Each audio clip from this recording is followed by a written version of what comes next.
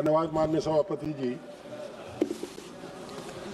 मैं वीडी राम जी विकसित भारत ग्रामीण राष्ट्रीय आजीविका एवं कौशल गारंटी अधिनियम के विरोध में अपना मत व्यक्त करने के लिए खड़ा हुआ। मान्यवर 2005 में ग्रामीण भारत के ग्रामीण मजदूरों को जो आखिरी लाइन का खड़ा व्यक्ति था उसको बल देने के उद्देश्य से मनरेगा लागू हुई। आप परिवर्तन के नाम पर मनरेगा को भूल करके 11 साल तक मनरेगा ठीक रही इनकी निगाह। अब मनरेगा में सब कमियां आ गई और मनरेगा को नाम बदल करके जी राम जी कह रहे हैं।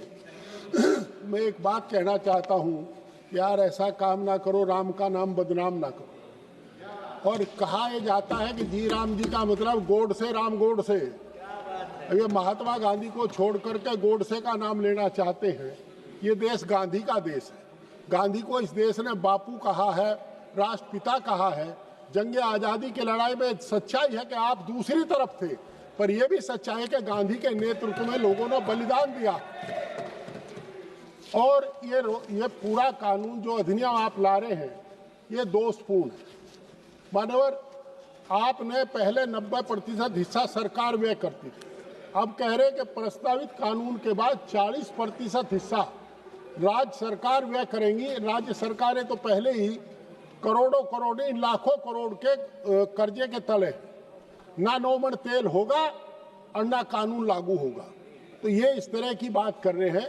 ये निश्चित रूप से जो भारतीय जनता पार्टी का चेहरा है, ग्राम विरोधी, गांव गरीब किसान का को एक तरह बर्बाद करने का, पीडीए को बर्बाद करने का जो इनका काम है वो इससे परिलक्षित होता है।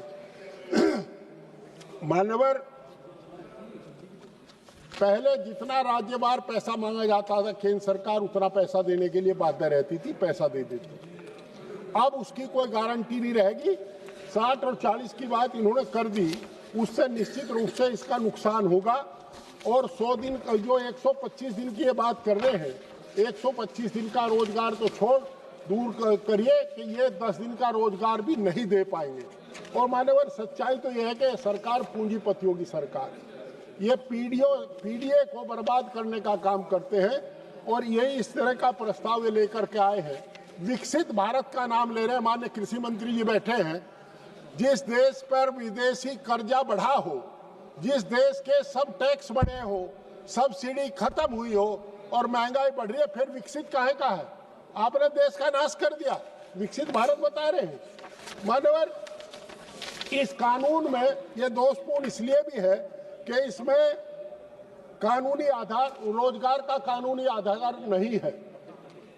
और कानूनन आप बाध्य नहीं कर सकते। अगर पहले मजदूरी नहीं मिलती थी तो उसको मजदूरी का वेतन मिलता था, उसको भुगतान होता था। दूसरा मान्यवर, बजट और संसाधनों के अभी तो शुरू भी नहीं किया। मान्यवर, पीपी चौधरी बोले 12 मिनट। नहीं, ऐसा नहीं है मान्यवर, अभी तो मैं बोलना ही शुरू नहीं हुआ। लिस्ट है हमारे पास। मान्यवर, 4 मिनट्स। अच्छा चलो मैं कह तो लूं, 2 बात तो कह लूं। मान्यवर, बजट और संसाधनों की अस्पष्टता है। ग्राम स्तर पर विकास के लिए स्पष्ट प्रसक्त और सुनिश्चित बजट का अभाव है।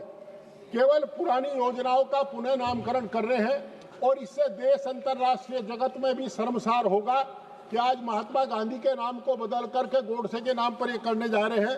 रोजगार और आय सर्जन का पर कमजोर फोकस है। मनरेगा का जैसा अधिकार आधारित कार्यक्रम से तालमेल नहीं है। और मान्यवर, यही नहीं, ग्राम सभा और पंचायतों की भूमिका सलाहकार से आगे नहीं है। वंचित वर्गों पर इसमें विशेष ध्यान नहीं है। मापदंड और जवाबदेही की कमी है।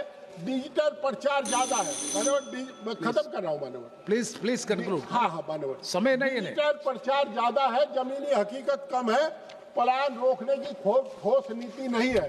आपने गांव के लोगों को रोजगार से वंचित रखने का एक इनका षड्यंत्र है और गांव के लोगों को रोजगार नहीं देंगे।